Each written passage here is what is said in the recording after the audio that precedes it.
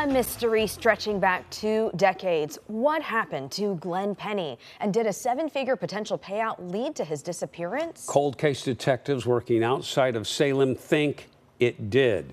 It's a fascinating story. Todd Unger is here with one heck of a mystery, Todd. Just incredible. Yeah, Jeff, Liz, we are talking about a lot of money, and we're talking about an era before smartphones or Ring cameras, really. Basically, it was far easier to get away with a crime, even murder, if there was a serious inheritance on the line. To get access deep within the Polk County Sheriff's Office is rare, especially from a team trying to solve a $1 million riddle. And there's always somebody dying to tell you something. I mean, they can't keep it welled up inside of them forever. This is the local cold case unit. Many spent years working in law enforcement.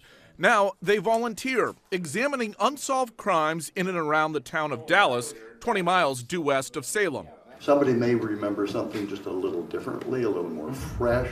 But it is one disappearance, a suspected murder, that is the focus this Wednesday. Finding Glenn's body, that opens up a whole new avenue. The Glenn is this man, Glenn Pennie, an electrician who vanished from his rural property 20 years ago. His truck was packed, his suitcase was packed, and he's just gone. See, at age 56, Glenn was set to drive down I-5 all the way to Oakland, California for a final probate hearing where detectives say he was due to inherit the vast majority of his father's estate, worth well over $1 million. We've made runs with this case several times, and we keep hitting that wall. Retired Detective John Williams worked the case for years, and it was problematic from the start.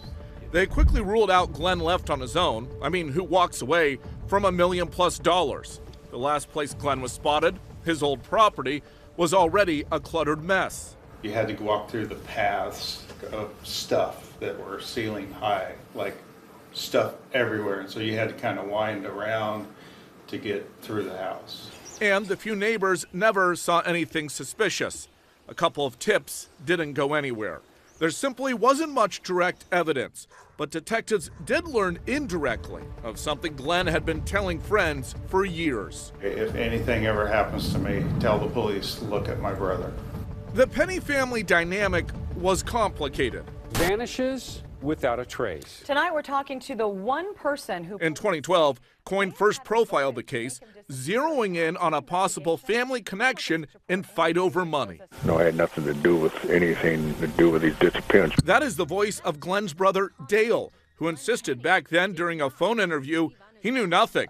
In a series of emails with me, Dale declined a Zoom interview and said, "This is going nowhere. People talk. I pass it on to the police." There was never enough firm evidence for an arrest. If Glenn vanished today, probably a different story.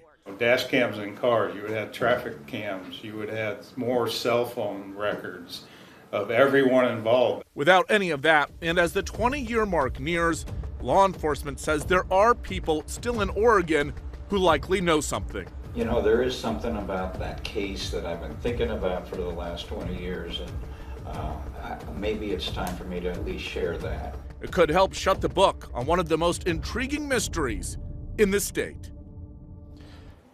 So, what happened to all the money? Well, over the years, attorney and probate fees ate up a lot of it, and some of the overall value was tied to real estate. Those holdings fell into disrepair.